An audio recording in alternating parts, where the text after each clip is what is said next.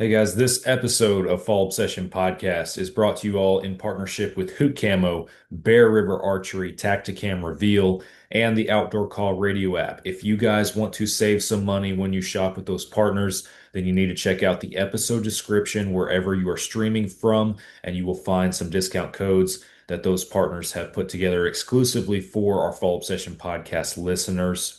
Make sure that you guys are following the show, subscribe to our YouTube channel, give us a like on social media. We always appreciate that support.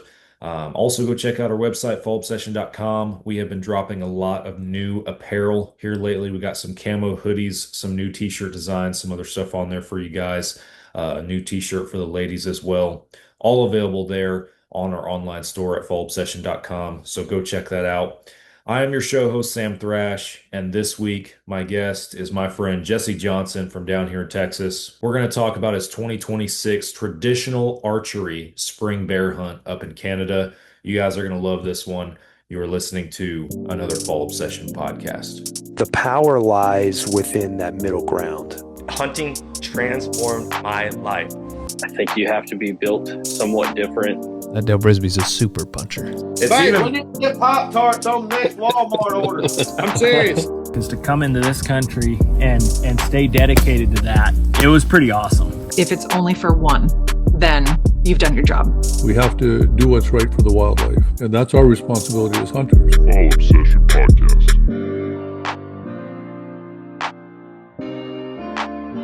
Welcome back, everybody, to another Fall Obsession Podcast episode. My name is Sam Thrash. My guest is a returning guest on the show, been with us a few times. I believe this is his fourth time on Fall Obsession Podcast. Jesse Johnson, welcome back, man. Happy to have you. Thanks, man. Glad to be here. Yeah, I've been looking forward to this one ever since I saw some pictures from the hunt and the experience we're going to talk about. But I know a lot has changed a little bit since the last time you were on the show. And to recap for our listeners, I went back and looked, and you joined us, I believe it was episode 93, long time ago, was the first one when you and I were sitting in my cluttered office in my last house, recording a show about some public land stuff. And we had you back on for 199. And then the last one you were on, you joined John Stallone and myself from Howl for Wildlife for a conversation back when Senator Mike Lee was trying to sell off some public lands. So we had a good time with that one. But man, our listener base has grown since the last time you were on the show. So not to be redundant, but take a second and introduce folks who don't know who you are. Introduce yourself to them. Yep. So Sam said, my name's Jesse Johnson. I live up in North Texas, but I'm from South Louisiana. I didn't move up to Texas till late high school. So I don't claim to be 100% full-blooded Texan, but I definitely claim it as a move-in. So anyway, grew up in, I've learned to love Texas, and it would be pretty hard to get me out of Texas now. But grew up, kind of hunting and fishing, just in Louisiana, sportsman's paradise, just doing a lot of different stuff, chasing a lot of critters. Stuck with it throughout grade school and high school, and then really got passionate about it after high school. Picked up a longbow, and that kind of reignited the fire, and been doing it as much as I can. I do more than just bow hunt. Got a lot of irons in the fire, but definitely bow hunting is my passion.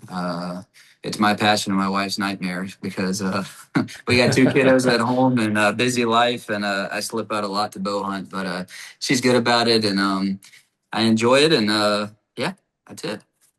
Well, and I think one thing I would say you are very good at is, despite the passion and you being very active with wanting to get outdoors and hunt, like anybody takes one look at your social media and it's obvious that you involve the kiddos and the family and everything as much as you possibly can. And I imagine that's also key in being able to, just keep everybody involved, keep everybody, for lack of a better term, keep everybody happy, right?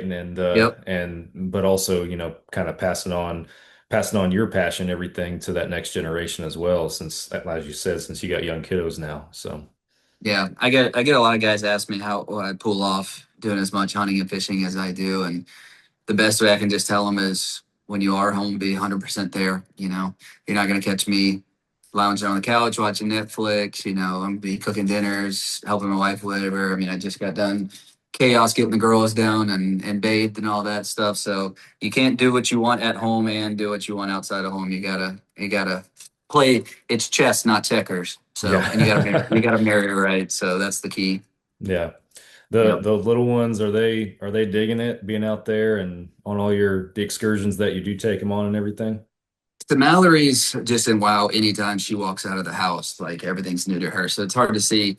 Hayden really kind of got the camping bug this year. So we did a couple family camping trips and then we did a solo trip, just me and her. And she gets pretty upset if I come back and tell her I went camping or hunting and didn't take her. So yeah, she likes that. She likes the fishing. We're pretty close. Can't keep the focus there to actually fish for more than 5 minutes, but we're getting close to her catching her first one. So, but she likes going anywhere that we are. So, yeah. Yeah, that's awesome. I remember this last year on our deer lease, I was putting up I was well, I guess the stand was already up. I was trimming something up or hanging a camera. I was doing something on this tree stand that we have sitting over a water hole. And while we were there, while I was working, I had Brooke and the kids out there with me, and they had their little fishing poles, and they were out there messing around in that pond, and I just hear Annie, my daughter, yelling, "I got a fish! I got a fish!" She's got her little 3 foot long princess pole, and we Yep.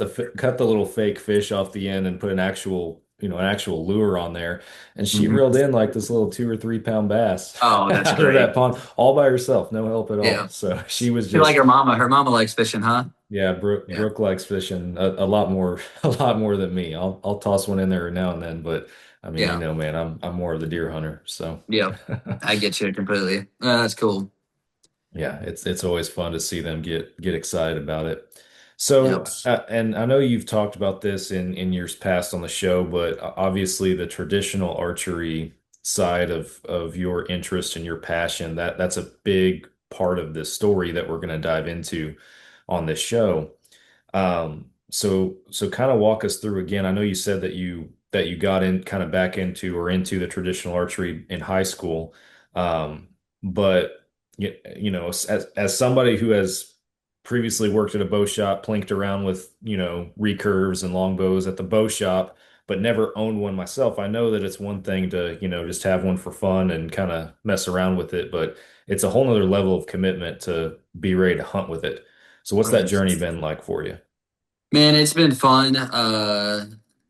Kind of the backstory on it is, I think I've told it before on the podcast, but I got the bug when I was like, I don't know, junior high, early high school from a next door neighbor to my grandfather that was a traditional bow hunter.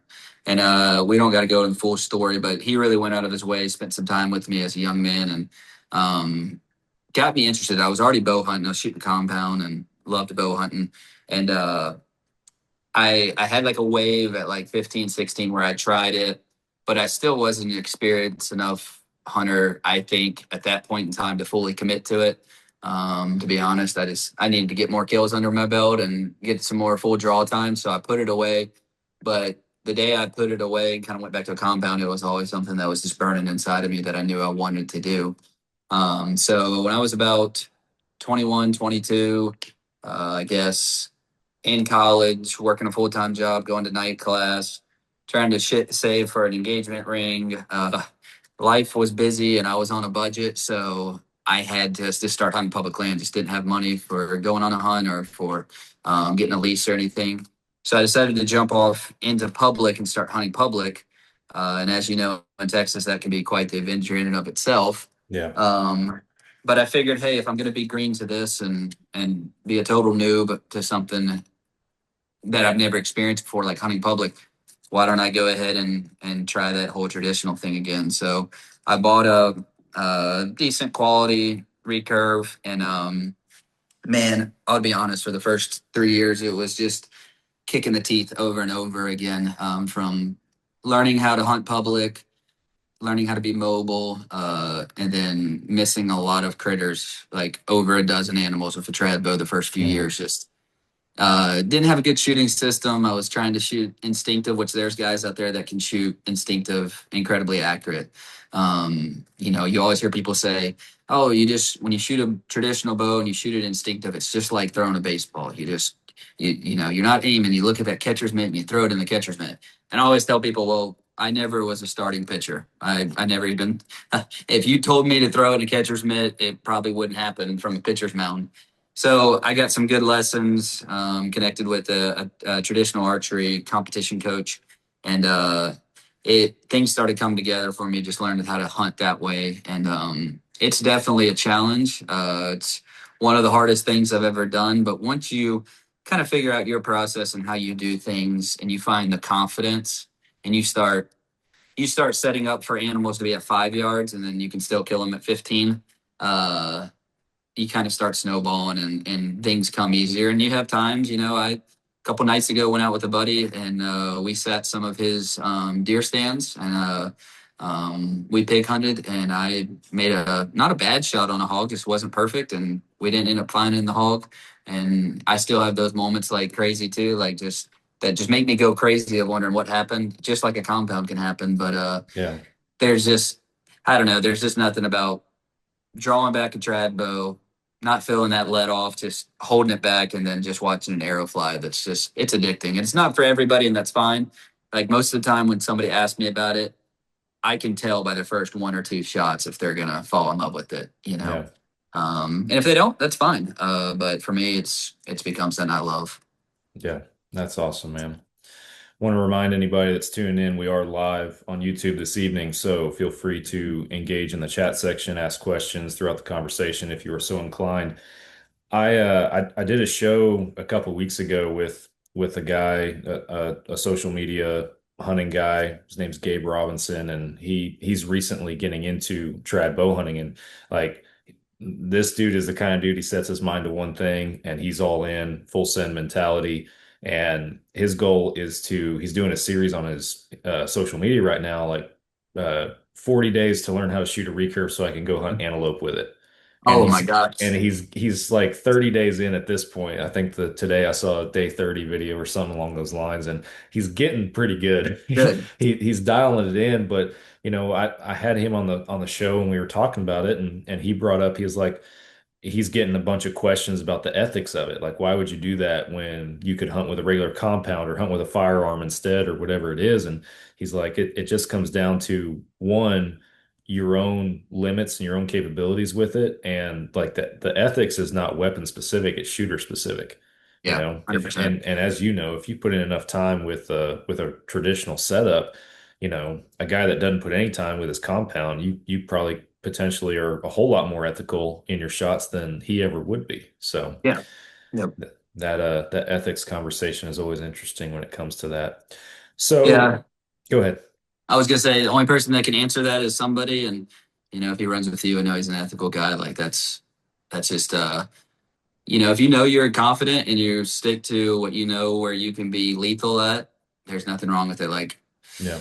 if people are just, it blows me away what a trad bow how large of an animal can take and how efficiently it can take it. Yeah. So, Yeah, yep. it's impressive for sure. So, as as we're promoting this show, people probably get the gist of it that, we're here to ultimately talk about a bear hunt with this trad bow setup and everything. And this was, at least the 2026 hunt was not your first one, correct? It was, if I remember right, it's the redemption one, right? Yep. Redemption for sure. Yeah. So take me through from the beginning as far as where your interest to, one, hunt bear came from, and then two, wanting to hunt bear with a trad setup. Yep. So I can get really juiced up about any type of species that I don't get to encounter and see a lot. I still get tore up when I have a whitetail come in. I still get excited when I get an opportunity on a pig, but I've been around them so much and hunted them so much. A lot of times I know what I think they're going to do, and I know their behavior. I know what they eat. I know where they want to bed down, things like that. And I still am obsessed with those animals. But a couple years ago, as I've just gotten older and wanted to experience more things, I guess wanderlust, I started thinking about species I wanted to encounter and spend time hunting. And there was three kind of main ones that I I wanted to spend some time hunting, it was obviously elk, uh, antelope, pronghorn, and black bears. So I was blessed a few years ago to get an elk. So then the sights kind of set to black bear, and I knew I just be gotten to the point where I want to bow hunt. I'll still take a gun out and put meat in the freezer. You know, if it's a species or a setup that you have to force a bow hunt, I'm not going to force it and waste an opportunity. But if I can set things up and control a hunt, what I love is bow hunting. So, and bow hunting to me is traditional hunting anymore. I don't even, this isn't like a brag or anything. I don't own a compound anymore. Just that's how much I love trad. Uh, so I knew I wanted to bow hunt, and I knew I wanted it to be a trad bow, and black bears was a species I wanted to go after. So the first year I went would have been 2024, I believe. Obviously black bear is one of those things like you're not, how do I say this before people get, you're not going to efficiently DIY it unless you have opportunity to have invite access to private property, Oklahoma, something like that. Like it's pretty Right. hard to DIY black bear. I mean, you can go to Colorado and get an over the counter tag and walk around for days. And there's guys that do it in Arkansas. Mhm. If you want to be efficient and you want to get an opportunity, you're going to probably go with an outfitter. So I settled in. I found an outfitter that was up in Canada. He was what I was looking for. He was very laid back. You get access to his cabin, and he lets you work with him, lets you go to bait sites and be involved. And I didn't just want to show up and be served breakfast, be served the lunch, get loaded into a vehicle, go dropped off at the base of the tree, and then get picked up. Like I wanted to be a part of it. You wanted to hunt, yeah. Yeah, I want to hunt. I want to have conversations and say, hey, you know, what spots are going to work with this wind, and what do you think about this setup? And I'm in no way am I saying like the hunt is with an outfitter, so like they're doing 75-80% of the work, but I wanted to have skin in the game. So when I kind of heard about his camp and how he's with his hunters and stuff, I knew I wanted to go with him. So I booked him for 2024, flew up. Actually, I flew to Maine, and then I didn't want to deal with flying a bow over the border and all that stuff. So I flew to Maine, rented a car, and drove another hour and a half, which highly recommend that. So much better. Just fly with your bow, get in a car, and drive. Like going through customs in a vehicle is so much easier than going through customs at an airport. Just Yeah. my opinion. And you have a rental car for the time you're there. True.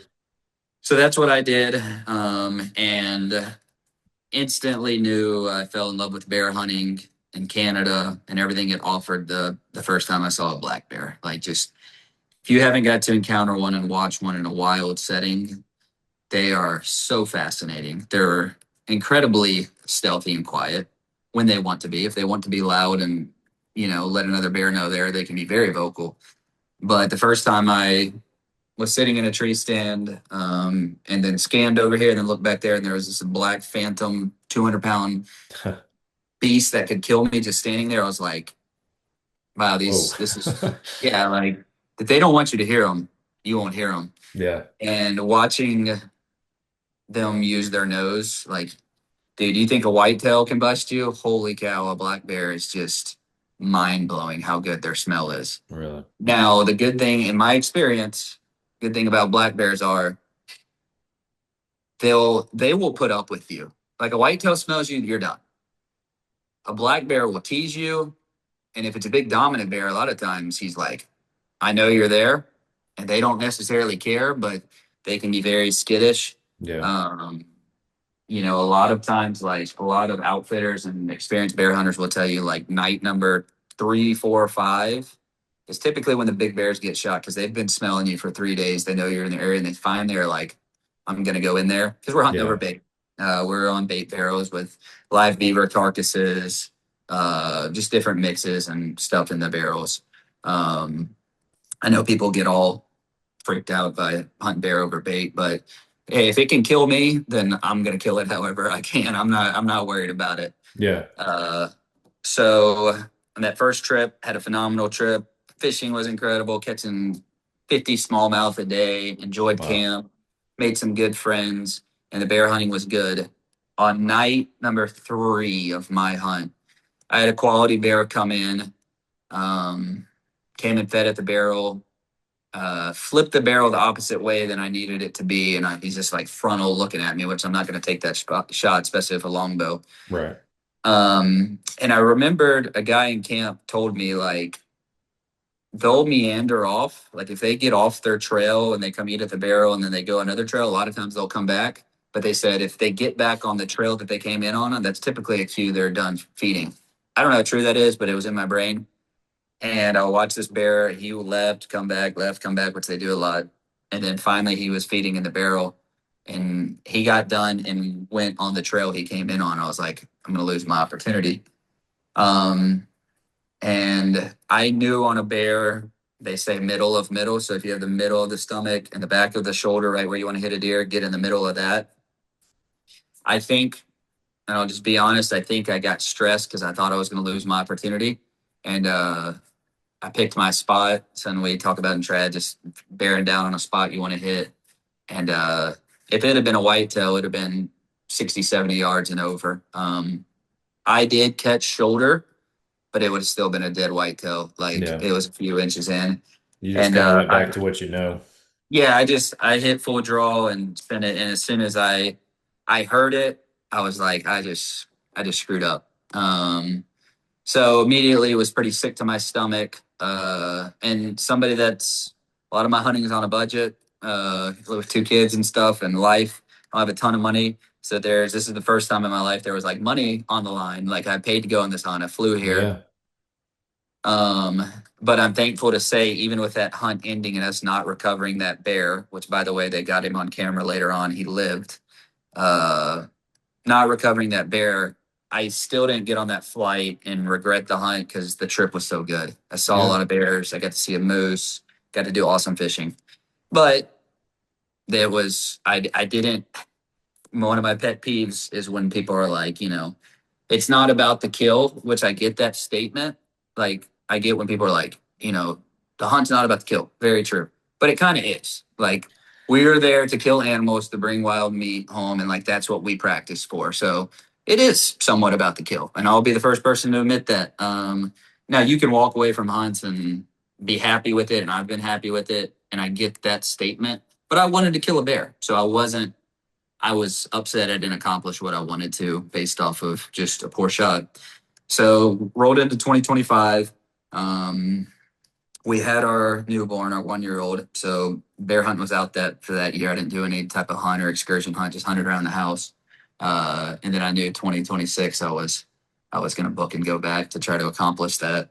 May have accidentally booked it on my wedding anniversary, but it's fine. I think the first bear hunt I missed Mother's Day, and then the second one I missed our anniversary. But all good. She still loves me, I think.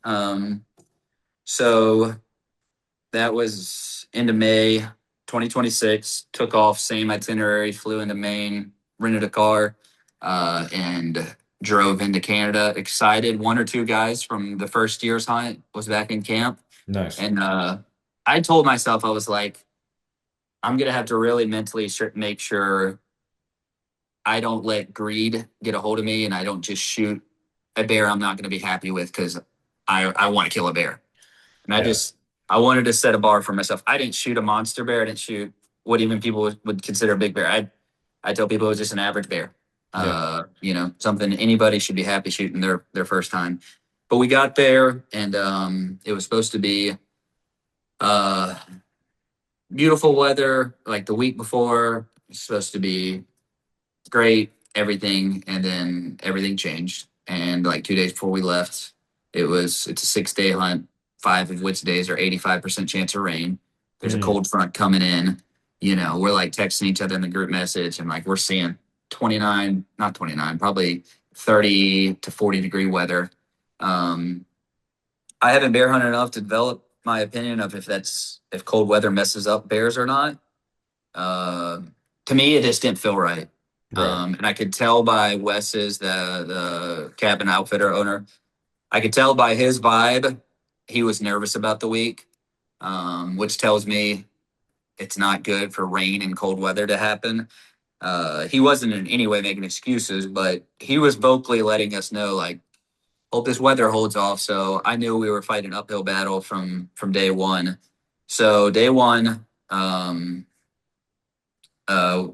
it was actually sunny and 75, beautiful weather. There you Really go. perfect weather for that first day.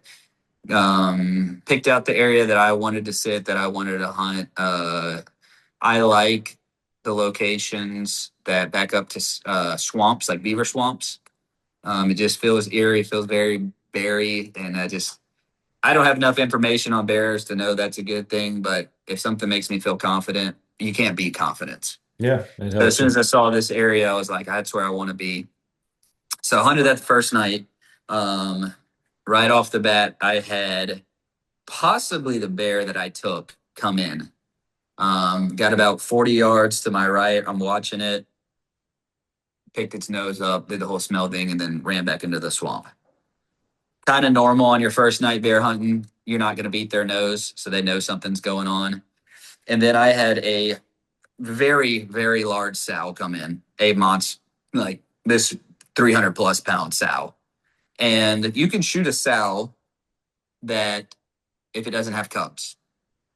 So I had this sow come in, and again, I'm not super experienced of bear hunting. I'm learning the species, but it had a small bear with it.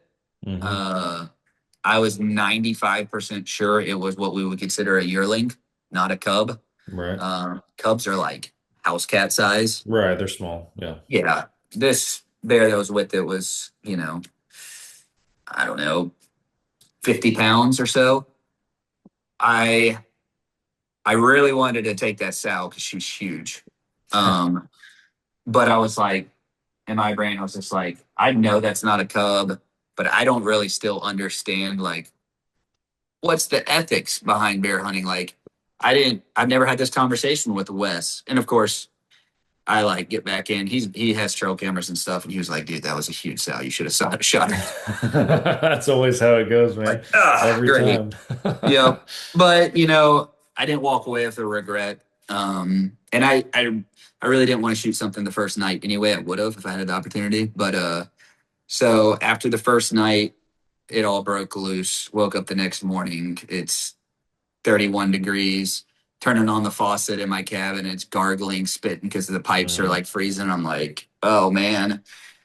Open my cabin door, and these cabins are they're like prefabbed. I mean, they're nice. It's a bunk bed with a linoleum floor, and open up my cabin and it's just dumping rain. And I'm like, oh man. So one thing great about where we hunt at is there is really good fishing. Threw some rain gear on, went to the river, and dude, the smallmouth fishing there is incredible. Just slam smallmouth till you get tired of it, till you literally like you're sick or tired of fish, of catching fish. Go back to the camp, shoot a little bit when you can, hang out inside because you can hunt in the morning for bears, but they're predominantly active in the evening. Yeah. So day works on, bad weather, cold, never good when you're putting base layer on for bear hunting. So I got base layer on vest. Night number 2, I think I had one. Yeah, I had one small bear come in, like a 70, 80 pounder. He became my buddy throughout the week. He's like that, dumb Spike that just Yeah. every time you turn around, he's under He's your there tree every day, every every morning, day. every night. Yeah. You like lower your bow with him there, and he's like looking at you. He became my friend. Night number 3, I got to remember through this. I should have thought through it. Night number 3, had a good action-packed night. Saw a couple tweeners, like, ooh, should I shoot that bear or not? But we're talking like, just like if you're looking at them from the stand and I'm not in any way a trophy hunter, but if you're looking at them the stand and be like, I think that bear's kind of small, odds are you're going to walk up on it and be like, yeah, it was a small bear. Yeah. And I didn't want to do that. Like I wasn't after a big bear, but I wouldn't want to shoot a big bear, but I wasn't like trophy hunting, but I wanted to shoot something respectable. Right. And are you using anything from the stand to gauge the size? Because I know guys talk about like using the barrel or that kind of stuff. What are you using? Mine is, so what the outfitter tells you, you have rings on a barrel. You have the bottom of the barrel, you have another ring, and then the top. he tells guys, don't shoot it unless it's to the second ring. Mhm. But to the second ring, still like a smallish bear, a young Yeah. bear. So in my brain, I wanted top of the barrel. Like top of the barrel, send it, Yeah.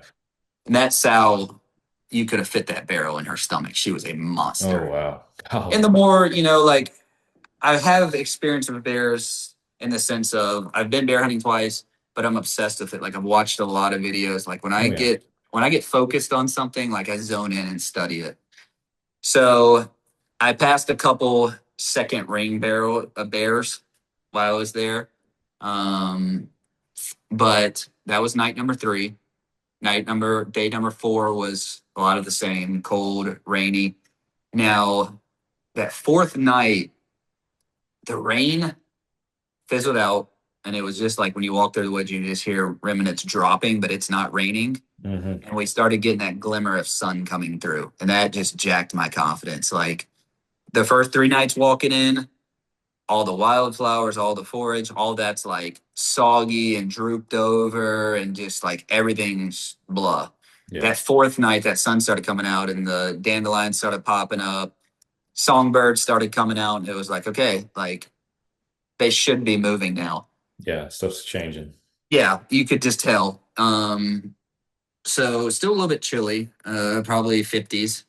And that 4th night got my stand and I remember praying, like I just told the Lord, I was like, Lord, I really want to shoot a bear. I'm just dead honest with you. Like, I want to kill a bear. I don't want to spend this money and not kill a bear. Will you give me an opportunity? Like, Yeah. and if I don't, help me to enjoy the hunt. It is what it is.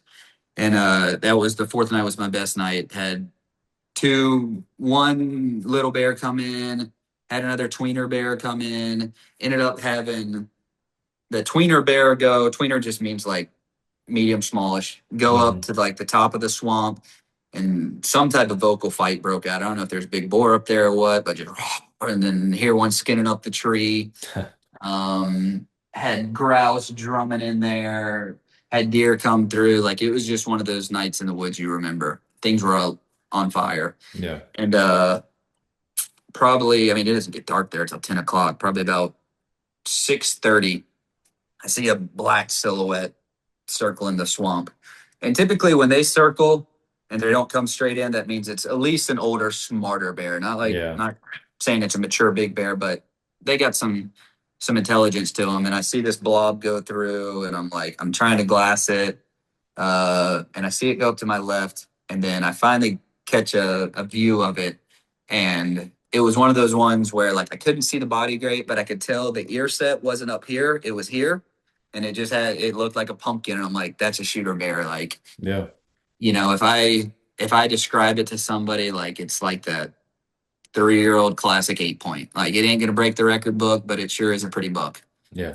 So the bear works in and it like comes down to my left and it kind of skirts me. And it's at like 50, 60 yards and I can tell it's hesitant, they'll like step and then they'll pull their foot back and then they'll go this way and then they'll smell.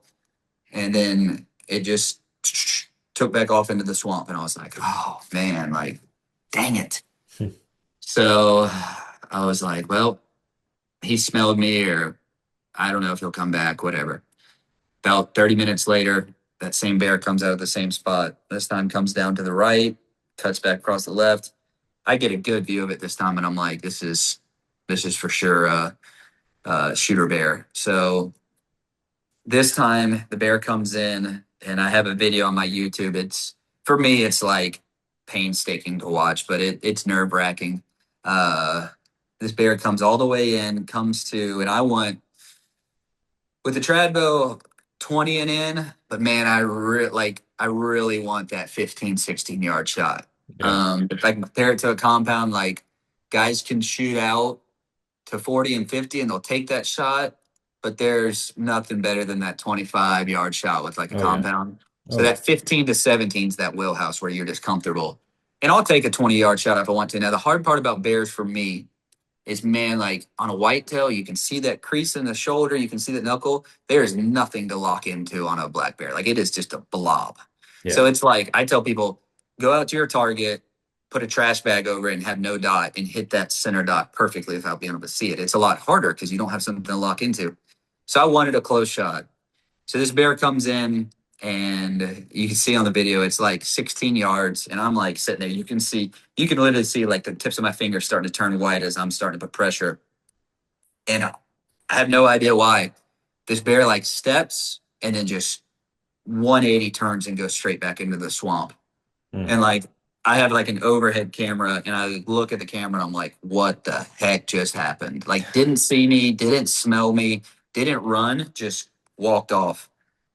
I hang my bow up, and I'm like, well, no way it's coming back in. I've 2 opportunities. It does not want to come in and feed. And I'm willing to bet when I get out of my stand, go back to the cabin, the next morning we'll pull the card and that bear is going to come in 10 minutes after I leave. Yeah. So yeah, I remember seeing that on, sorry, I didn't mean to interrupt you. I remember seeing that on your video. And I think you even took a second at that time to like explain how, this is what I was waiting on. I'm not, I'm trad bow hunting. If this was a compound, this would be a different story, but yeah, absolutely. You're waiting for that right opportunity. So, yeah. And I tell people this all the time, not to go down a long tangent I can get into. I have this like internal green light in my head. I've forced shots in the past, compound rifle, trad bow, any of them. And when you force a shot, I mean, sometimes you're locked in and you force a shot and it works. But most of the time when you force something, you have regrets. And I have had a lot of experience where I forced a shot.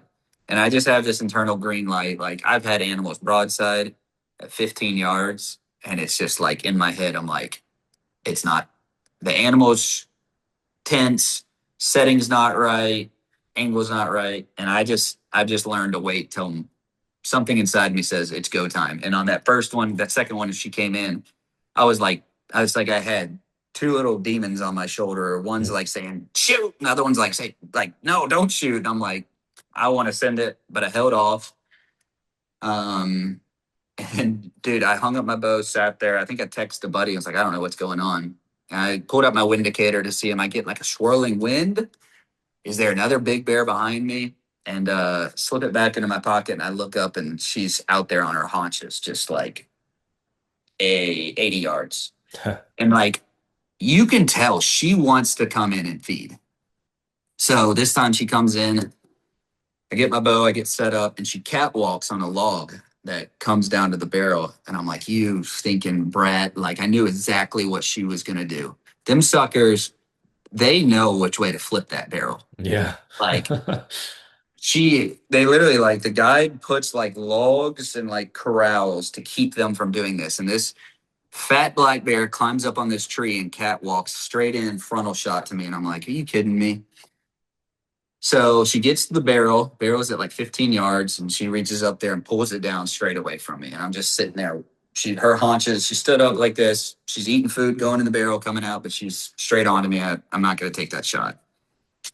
Like the second or third time she goes in the barrel, she comes out and she'll turn. She'll give me just a slight 1/4-2 shot. I don't like a 1/4-2 shot, but especially on whitetail. But on black bears, the vitals sit further back. So a slight 1/4-2 can still just be deadly. Like, you can put it right behind the shoulder and still get everything. Right. So I watched her come out. She turned. I'd say she's like 90% broadside, just slightly towards me. And I'm like, do I want to take that shot? But I'm thinking through the angle. Like, if I tuck it through there, I'm going to go through everything. She goes back in the barrel. She comes out and does it again. And it's like she eats, and then she like turns and looks, and then she goes back in the barrel. And I just, in my brain, green's like, she comes out and does that again, pin her. Mm-hmm. So I was like, all right, I'm sitting there, tension on the string, and she comes out and turns. I'm drilling her. And there was like, you can watch in the video, there's like this perfect God-given leaf hanging down from a tree, just perfectly on her vitals. Like, it's like God gave me a bullseye, like to aim for. And she comes out, and as soon as she turns, I send one. It's a tad bit forward, but like, I knew it was over because I had the angle. She gave the like growl, and the video doesn't look like I got good penetration, but she turned and she kicked that arrow back out. So my arrow's buried all the way up into her, but when she turned, she forced it back out. Um, she takes off, wheels out. I'm losing control. Like I'm like dry heaving in my mouth. Like I just know, like I knew the way the arrow looked, how she ran. I was like, she's done. I was like, I think I just killed my first black bear. And then I hear her run off. Now I had this weird thing that guys might make fun of me for. I didn't want to hear the death moan. Like I know that's weird. Maybe that makes me sound soft, but I don't I don't like seeing that. I love taking animals. I love hunting, but there's always a little bit of sadness. And I did not want to hear her go off and do the whole like I Yeah. don't like I like when I watch an animal go down after I shoot the bow because it makes you be calm. But I'm just weird about that. Like, nothing worse than like hitting an animal high and spine shooting. I'm like, that's my nightmare. Yeah. And I've done it, and everybody makes that mistake. And I didn't want to hear her run off and do that moan. I didn't have to hear her do the death moan, but I could hear her breathing, which was a lot more stomachable. And I could just hear her just deep, like nonstop for like 15 seconds, like a mad. And I'm like, is that good? Is that bad? And then she finally just went, and like it was like a gurgle. And I was like, her lungs are filled up. Yeah. And then it went from thrashing and a to just dead silent. And I was like, it's over. I got her. So, did my little internal freak out, thanked the Lord, and didn't give her long. I was just confident. Like I could see just spray paint blood on the ground, and I knew right where she was at. Like I knew she went down. So I climbed down. I gave her like 30 minutes, climbed down, went and got my arrow. And I mean, it's that textbook, like bubbles popping on it. Paint blood. Heck yeah. There's blood everywhere. Like I could see it up on the tree. And so I start trailing her. And I respect bears. I'm not afraid of black bears. Like I'm afraid of them. Who's not afraid of a bear? But like people that get freaked out over black bears, I think there's like a statistic that you have a better chance of getting killed by a dog in the U.S. than you do a black bear, like a domestic dog. Like they don't. Now, if you get in between them and a cub, yeah. So I would say I'm not like super. I don't get freaked out. Like some guys that hunt there, like they want Wes to walk in to the base of their tree, them climb down and walk out with Wes. Like I'll walk in by myself, walk out. I'm not like saying like I'm tough or something. It's probably stupidity. But it just doesn't bother you. Yeah. It just doesn't bother me. And I am weird too in the sense of like I wanted that moment to myself. I didn't want three other guys with me. I like trailing by myself and I like enjoying it, especially with everything that led up to the bear hunt. So I picked up the trail and I like imagine like Harry Potter, like imagine Star Wars Yoda swamp. That's what I'm like going through. Like it's eerie. You're stepping in and your boots are going to your calf. It's moss. And I like look to my right and there's like this overgrown vine and dark timber and there's just ball of black fur there. Then I got scared. I'm like, oh, okay, like now I'm actually like 10 feet from this. I'm right down here in the real world. Yeah. Yeah. Now I'm like, it's not flight for her. It's fight if she's still alive. So like, I just like sat there and just watched her stomach the best I could, and it wasn't moving. And man, like my elk was special to me, but I think because I'd lost a bear and just the emotions that led up to it being a mentally tough hunt, not a physically tough hunt, but a mentally tough hunt. It was one of my most exciting moments in the woods, like getting to drag her out, knowing she died quick, a good solid bear, had a big, beautiful head on her.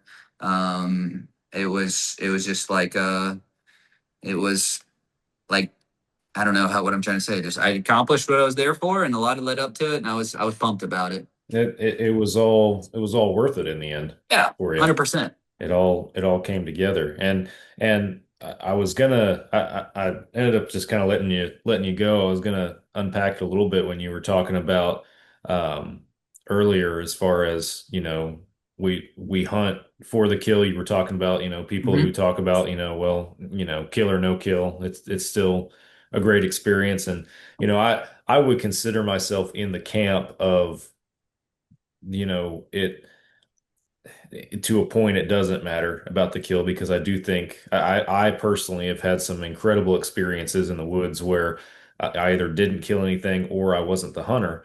Hmm. But I understand your perspective too, that we're there to bring home meat. But I also believe that those experiences that we're unsuccessful Hmm. with, we benefit from them. And they 100%. ultimately lead in some roundabout way or another to a successful hunt, in my opinion.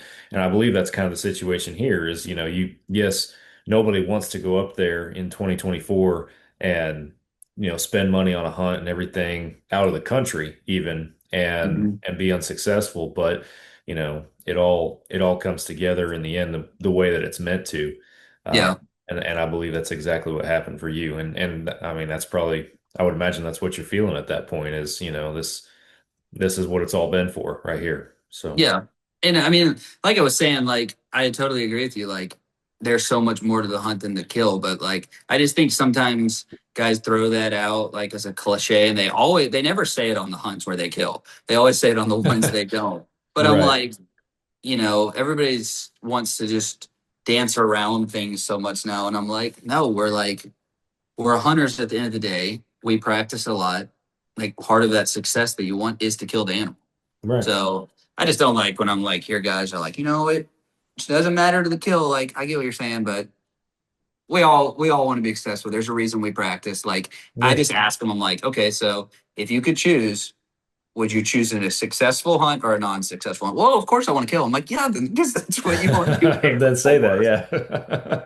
Anyway, but no, it was just Yeah, a I lot hear leading you. up to it. And then, I mean, it was, I'm, I'm not thankful I wounded the first bear though. They got him on camera and he was fine.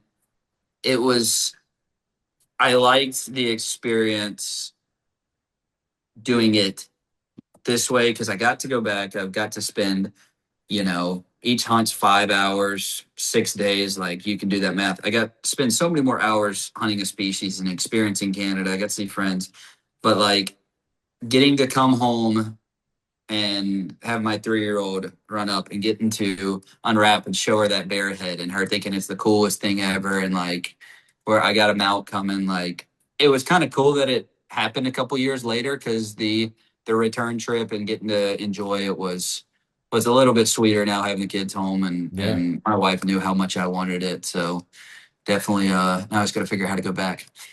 Yeah, exactly. Now that you've been successful and you got other stuff on the list too. Yep, yep, 100%. Did I hear you right? You said you got it mounted? Got it mounted. Yep, did like a um little word of caution here.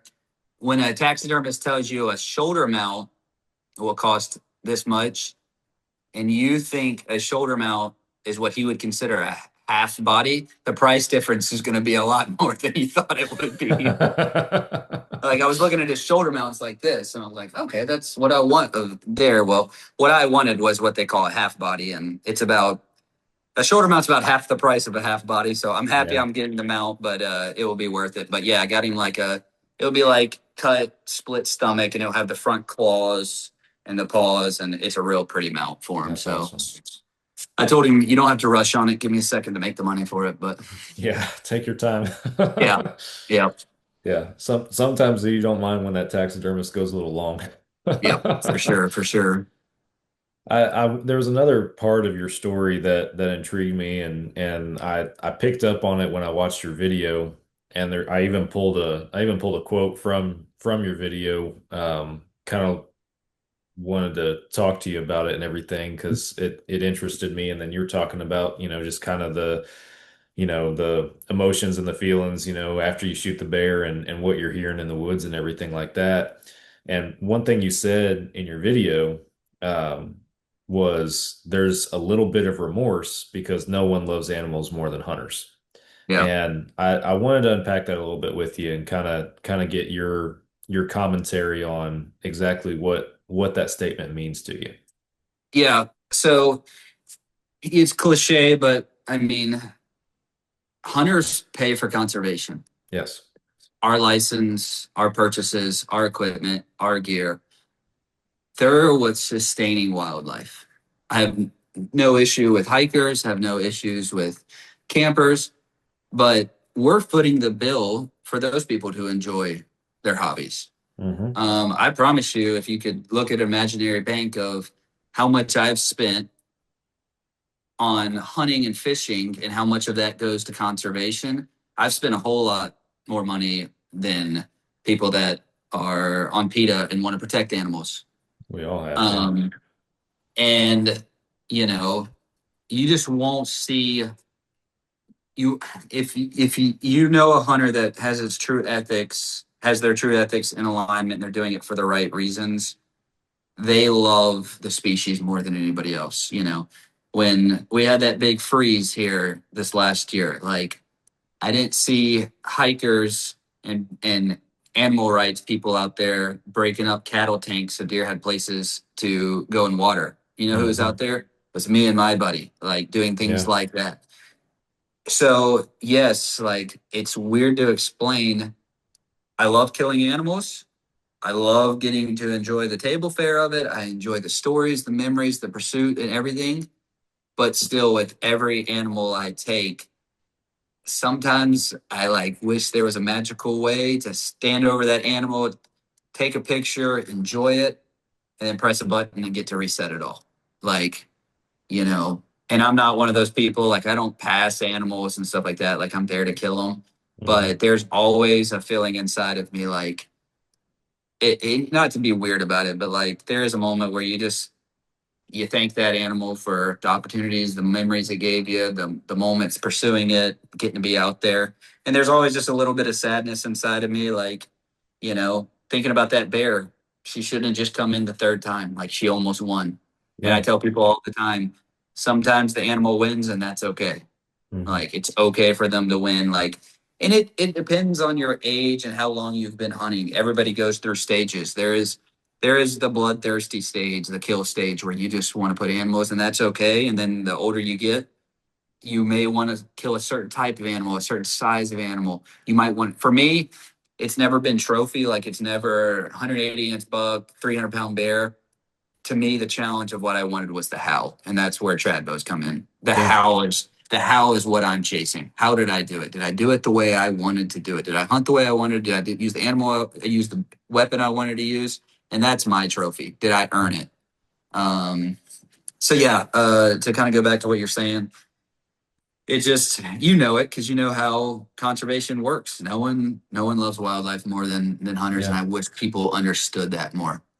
Yeah, I think one word that I personally find value in when we're talking about that is stewardship.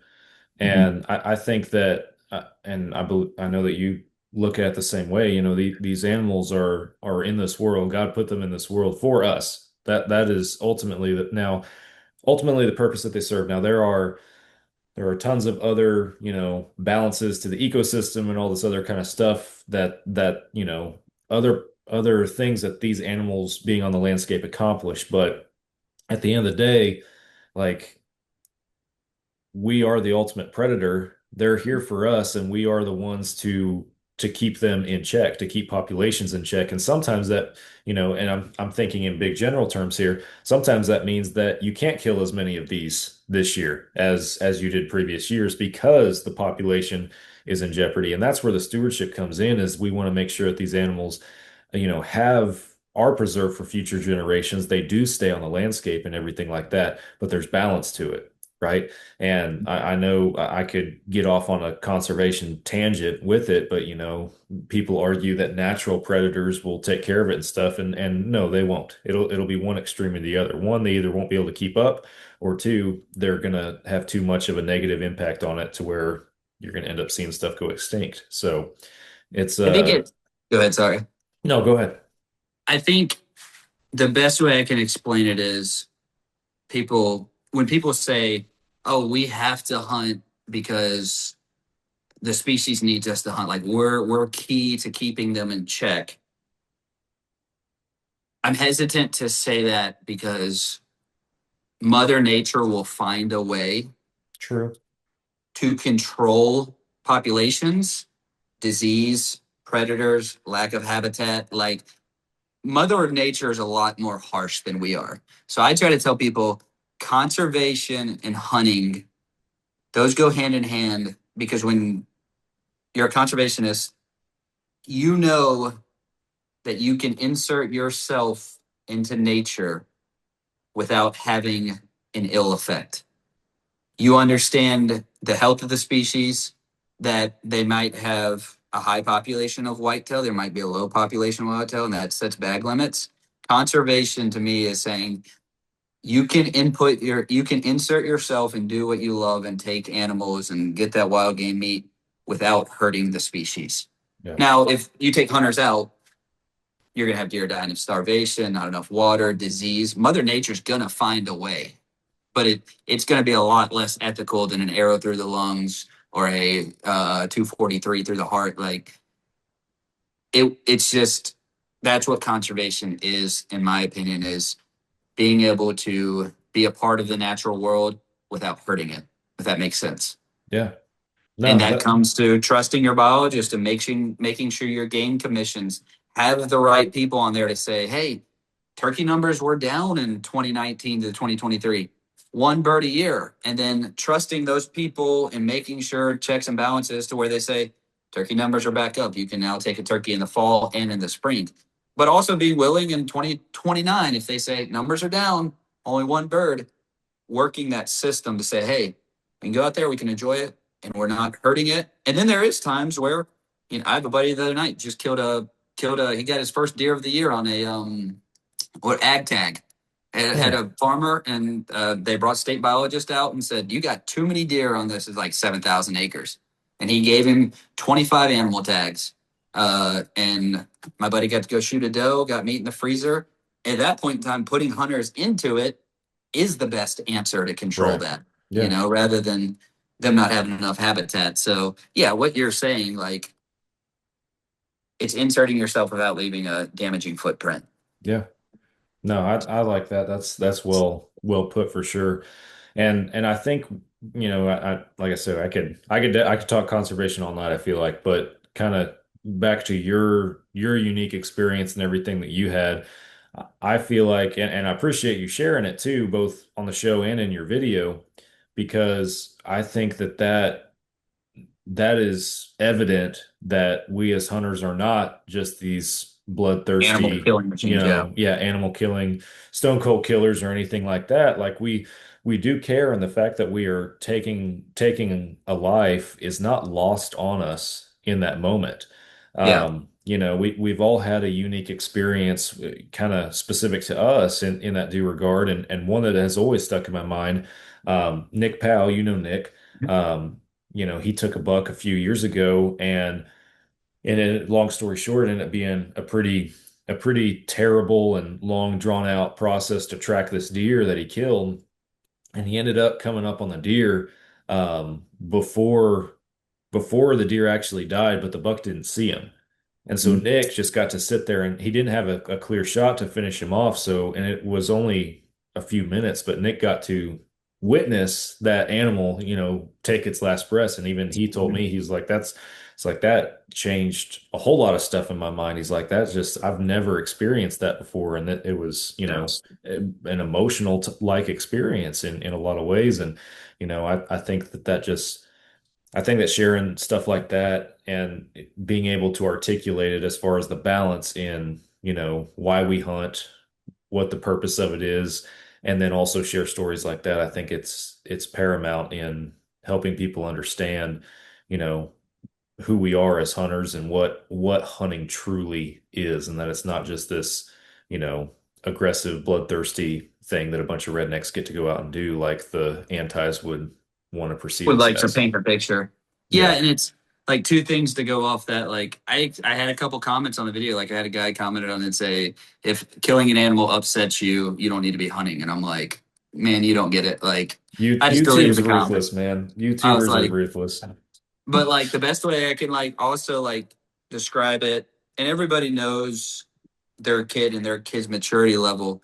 But like people ask me all the time, when your girl gonna go out there and hunt? They're like, my daughter shot one last year. She's 4.5, 5, and that's a parent's decision. Like your kid's maturity. And I always tell people, I said, my kid will go hunting when they can grasp that they're killing something and they're okay with it. Now, I don't want them to be this like freak, but like, I want them to be able to grasp I'm going hunting with dad, whether it's a duck, a deer, a hog, and they know I'm going to kill an animal and that's okay because I'm going to do it ethically and we're going to eat the wild game and I'm going to get to enjoy time with my dad.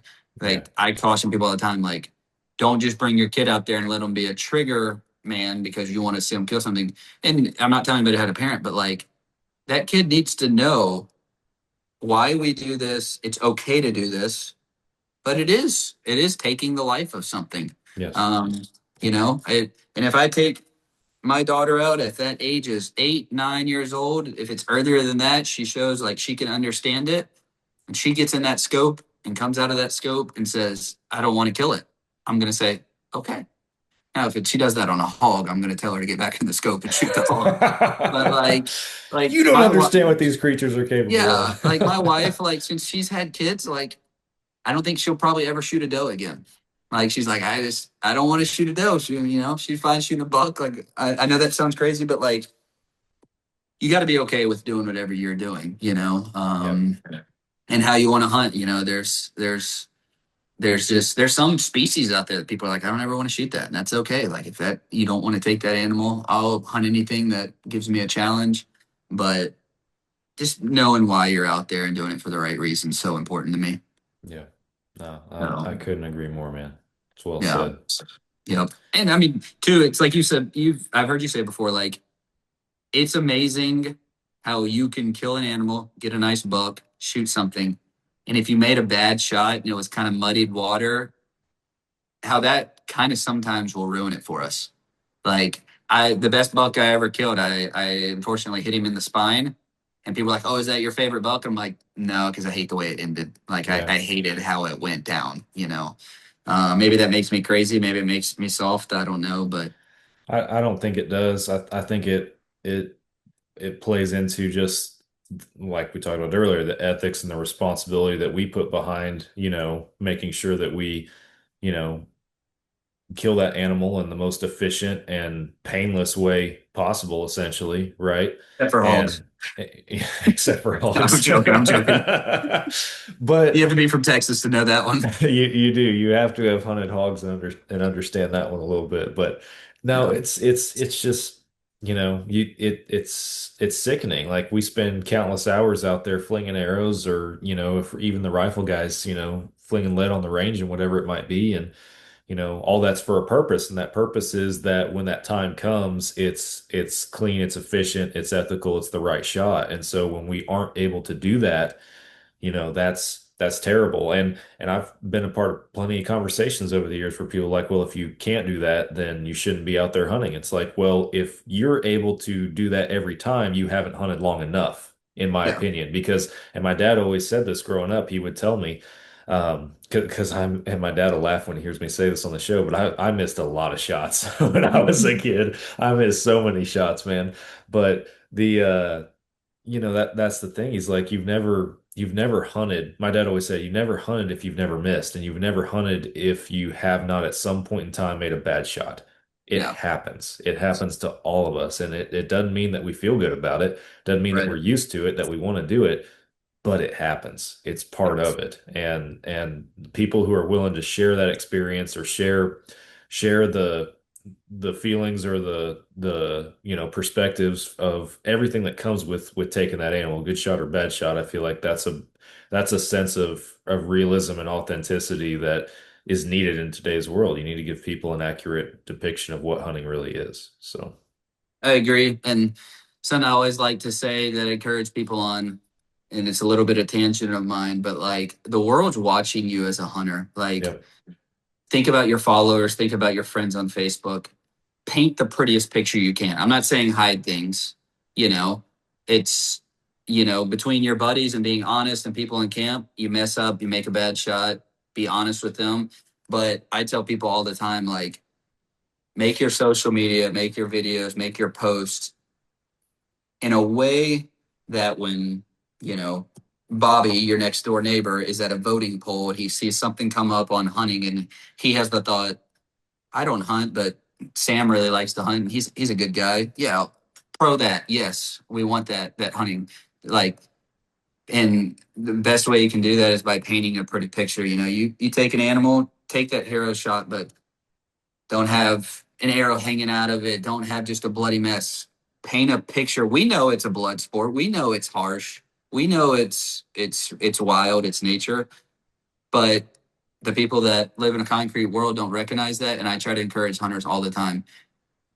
Represent me well, represent bow hunters well, represent fall obsession well, represent Texas well by presenting a good ethical Yes. encapsulation of that. I've noticed that about you. Like, I love your pictures and field pictures because you do a good way. Some people are like, oh, he's just doing it for the Instagram. He's setting up. No, like, I want a good quality picture because I want to share this with, I want a friend to come over and try a deer roast and me be able to show them a good picture and show them a video. I get people all the time. I literally had a guy comment on my video yesterday. It said, unsubscribing because you blur out the dead animal. He's like when if you watch my videos when At I the walk up beginning, to, right? well, and when I in my videos when I walk up to the animal and they're flopped over and they're all twisted and there's blood everywhere, I'll blur it until I get them set up and cleaned up. Just YouTube's weird, you know how it is. They'll kick you off for crazy things.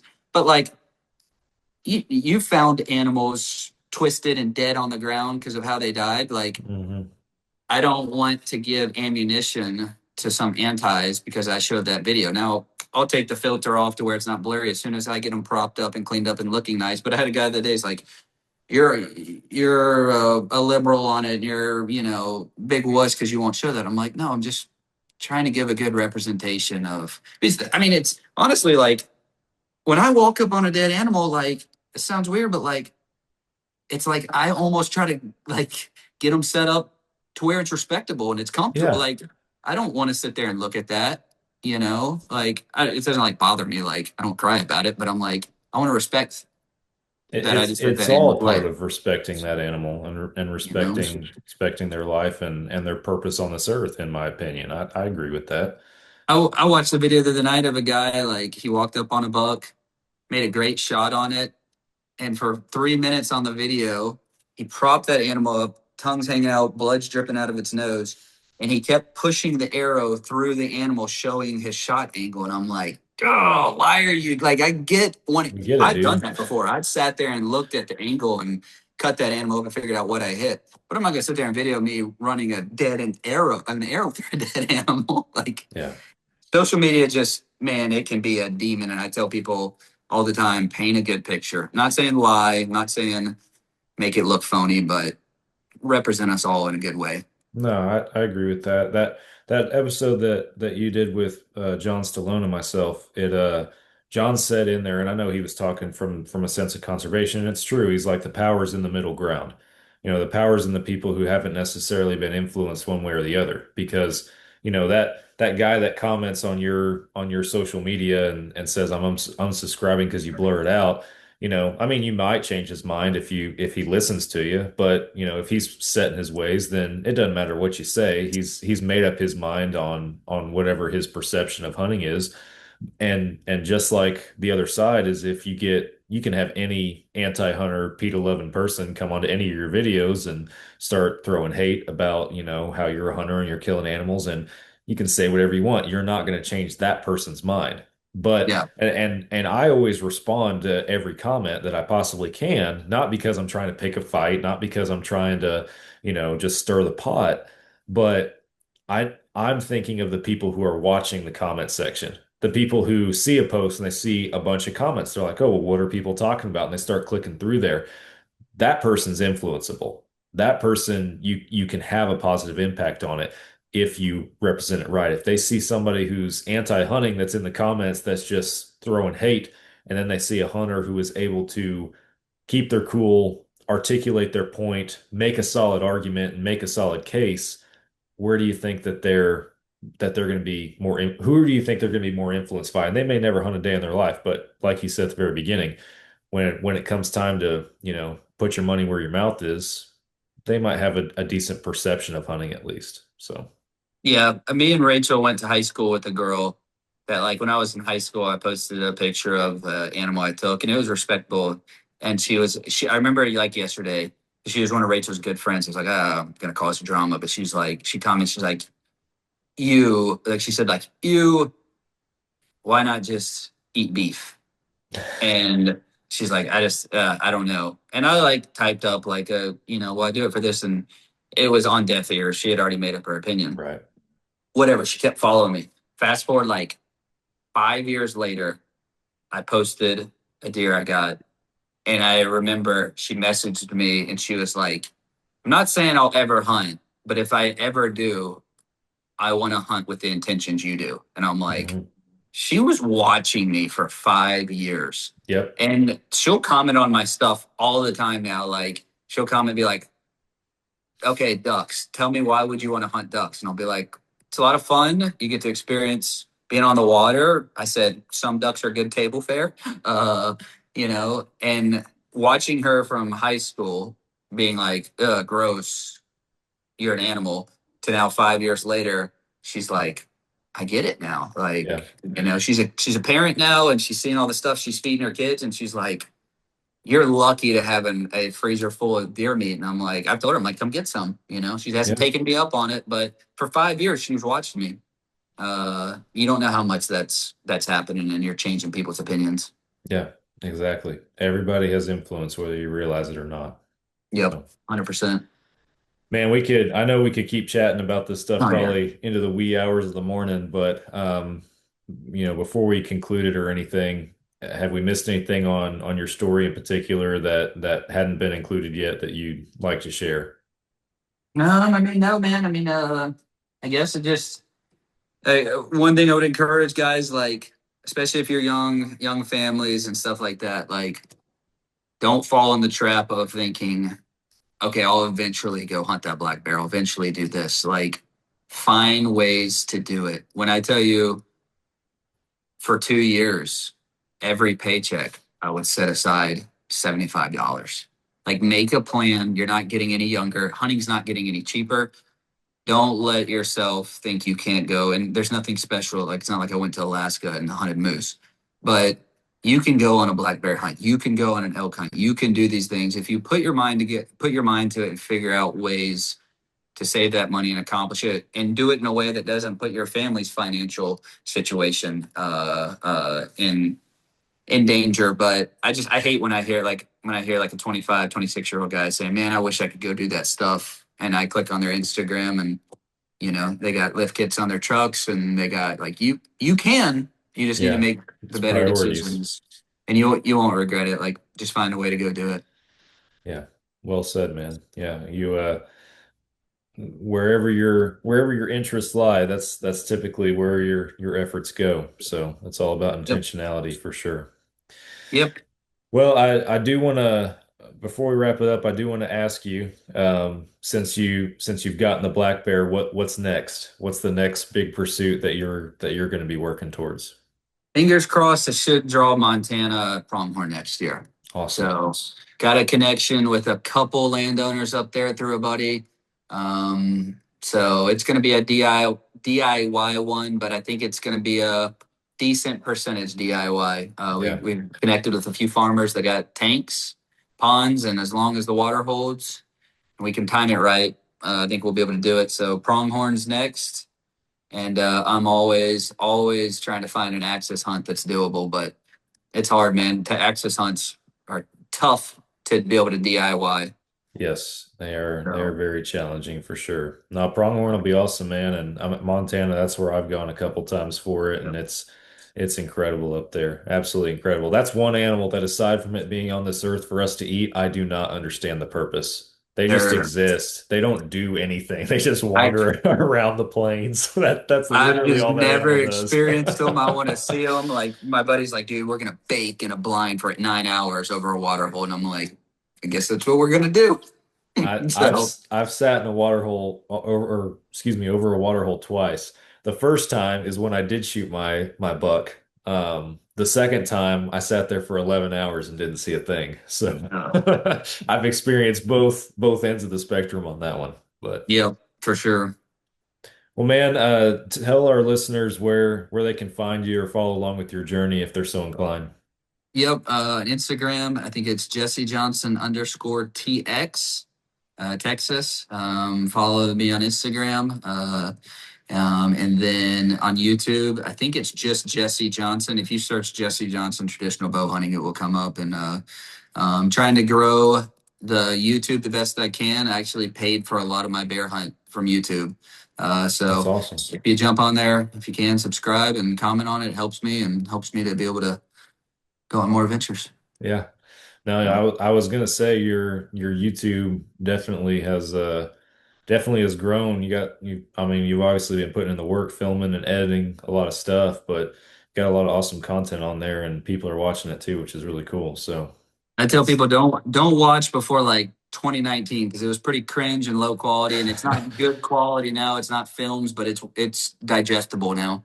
yeah, that's It's that's raw. everybody, man. I don't like going back and listening to the early podcasts. I don't like going back and watching my early show edits or anything like that. It's just, we all grow and get a little bit more skill in that area as time goes on. So Yep. that's how it goes. Well, man, thanks for spending some time with me this evening to recap your hunt and talk Yep. just a little bit about, hunting and everything involved with that. So appreciate you. Yep. For sure. All right. Guys, go follow Jesse if you haven't already. Follow his journey, watch some of his YouTube videos. Got some awesome stuff going on over there. Subscribe to our channel if you hadn't already. And with that, I'm going to hang it up. Be back with you guys again next week for another Fall Obsession podcast, and we will catch you then.